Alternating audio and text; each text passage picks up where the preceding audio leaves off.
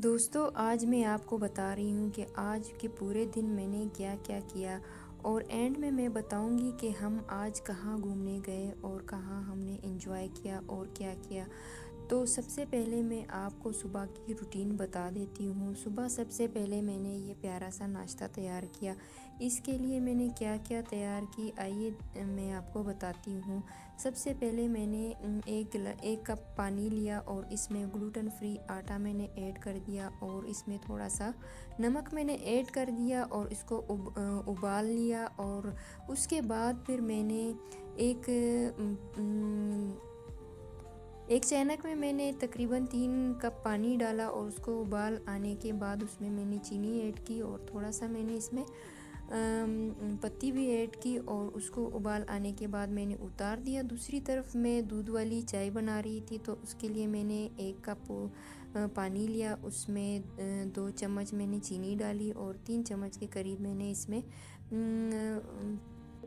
पत्ती डालकर उबाल लिया और दूसरी तरफ जो मैंने आटा गूँदने के लिए मैंने उबाल लिया था उसमें मैंने थोड़ा-सा पानी मिक्स करके उसको गूँद लिया और फिर मैंने एक पेड़ा लिया और उसको मैंने बनाना स्टार्ट किया। क्योंकि मैं ग्लूटेन फ्री रोटी खाती हूँ तो इसलिए मैंने एक ही रोटी अपने लिए तैयार की। ये देखिए दोस्तों मैंने इस तरह से एक रोटी अपने लिए बना ली है और आज के मेरे बहुत सारे प्लान्स थे तो इसलिए मैं आज जल्दी उठ गई और मुझे कहाँ-कहाँ जाना था मैं आपको बताती हूँ। और फिर ये देखिए रोटी मैंने तवे पर डाल दी और इसके ऊपर मैंने थोड़ा-सा पानी छिड़क दिया ताकि ये अच्छी तरह से पक जाए। जब इसके ऊपर से एक तरफ से ये पक गया तो दूसरी तरफ भी मैंने ये देखिए दोस्तों ये कैसे रोटी फूल गई है और इस तरह से ये बन गई है। ये देखिए दोस्तों फिर दूसरी तरफ मैंने एक फ्राई पैन लिया, उसमें मैंने थोड़ा-सा